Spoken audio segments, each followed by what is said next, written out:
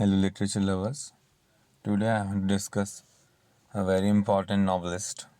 That's Henry Fielding, and he's also a playwright and one of the founders of English novels, and is considered the greatest novelist of 18th century. And we are going to discuss him in detail. And he belonged to an aristocratic family, and he had deep knowledge of life. He was very well educated, and he became very popular novelist of that time, especially in the sarcastic comedies. He was very popular, and his plays aroused hatred in the ruling class, but and later on it was directed for the censorship. But he was popular, and he was made great exceptions by using sharp burlesque and satiring the government, and he was used for the Theatrical Licensing Act and directed primarily at him. So we can talk about it in detail, how he got approval, and started attacking Samuel Richardson. His first published novel was Joseph Andrews, and it was really very popular, one of the best sellers of that time, and it was in against with Pamela, that is Virtue Rewarded, about a virtuous servant girl, followed by Jonathan Wild the Great and Tom Jones, and his last novel, Amelia.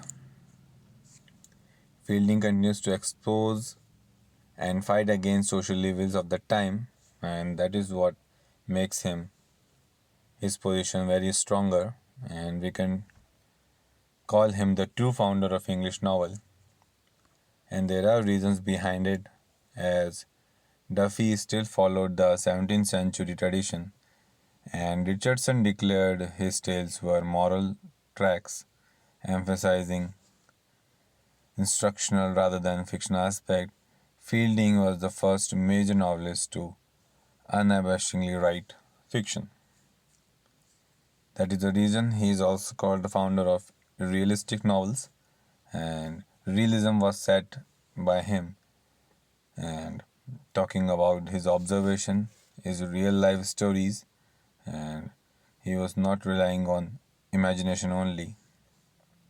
These are some of the things that should be kept in mind, talking about the real women and men, and use of the genuine pictures with actual age.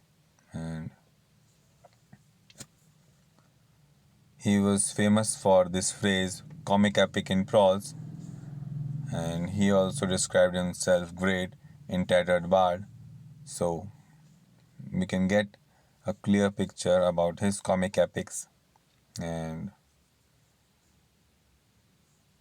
one of his major works that I personally like is Joseph Andrews, and not to forget Tom Jones.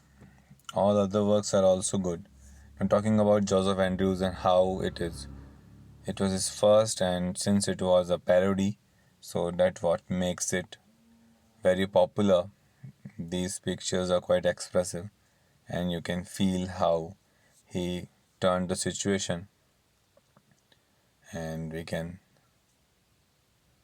talk about some of the words that really intrigue you and